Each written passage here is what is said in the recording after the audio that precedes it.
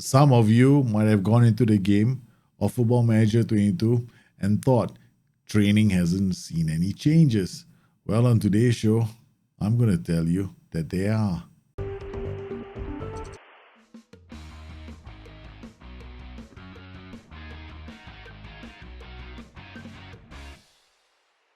My name is Endangered. Welcome to the show. Welcome to the channel where I bring you content on the game Football Manager. You will find on this channel guides, playthroughs, hacks, tips, occasionally the playthrough. Yes, we also have the countdown challenge, a playthrough I've been doing across multiple platforms. I've been doing it on YouTube and on Twitch, and I bring you the full stream recast on YouTube. You will find it on the channel Dalgis Moments, where I stream 3 times a week. You will also find highlights of that on this channel. Now, training. On today's show, we're going to be talking about the key changes to training, including something that surprised me. And I'm also going to look at development as well for players, the training schedules I'll be using in FM22, explaining how I'll be setting them up and how you can set them up too. It's dead easy because I only use one training schedule once tactical familiarity is reached. The very first change is probably going to surprise you. The road to finding the 5-star coach has taken a turn. FM22 sees a major change to how 5-star coaches are going to be found. In fact, if you can find a 5-star coach, I'll salute you. Previously, finding a 5-star coach was just a function of attributes, right? And then you could also try and find a coach that could play the right formation, that kind of thing. But now in FM22, I would suggest just forgetting all about the formation and focusing now on the other factors that drive coaching performances. In FM22, they've added coaching qualifications, the world reputation of a coach, and his current ability. Now, the current ability will be hidden.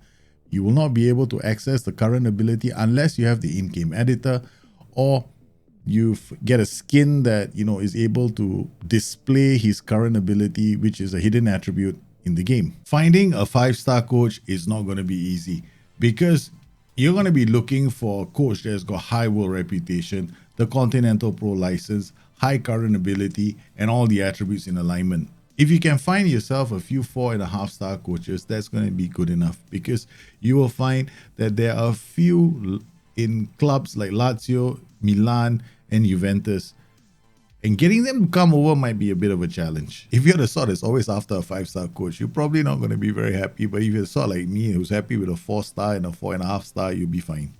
If you want a deep dive into trading, I'm not doing it today. I've already done a lot of videos on trading. You can find them and they're still relevant. They're on the channel. Go hunt them down. Do you need to create a specific training schedule so that you can snap a losing run? No, the game doesn't work that way.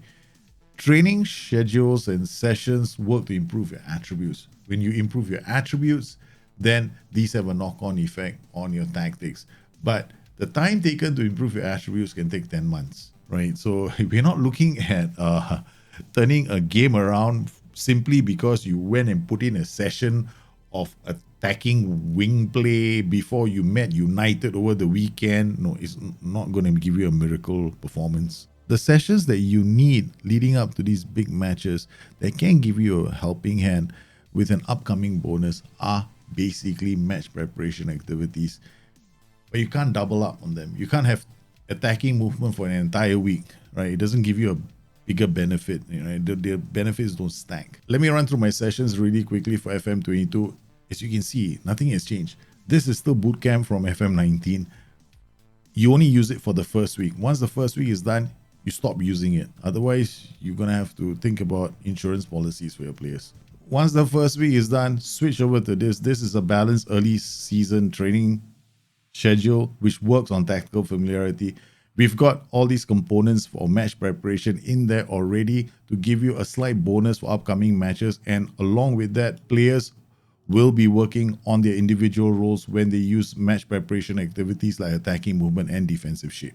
If you use one tactic only and you use the balanced early season schedule, you should be able to gain tactical familiarity by 10 to 12 weeks. Once you've reached tactical familiarity, you switch over to the one training schedule to rule them all. I call it the BTN complete training. It's got match practice in there. You have to leave this in because you are going to go to each and every one of your players and giving them a specific role to train in. Why do this? You always choose a specific role because then you can focus his development along a certain path line. And if you're not sure what specific role to use, always choose the role that you're using in your tactic. Now, if you choose a generic role like a central midfielder, then there are going to be several roles under that banner, and you never know which one your Assman is going to pick. This schedule is not very aggressive, as you can see. It's pretty light after game day, and it eases into a very aggressive midweek session, and then it tapers off before match day again. There are times when I double up on match practice, because match practice is the only session in the entire game that gives you 100% focus on players' individual roles. This is a schedule I use when I have 2 matches a week. Now, if you have 3 matches a week, my advice is just use match preparation activities. There is no right or wrong training schedule. You should just find something that works for you. These schedules work for me because they're extremely balanced. And since I use individual roles to focus my training, I like a more balanced training schedule for the whole team. Then I use the individual role training sessions to drive the development of my players. Always remember that players have a finite amount of attributes that they can distribute.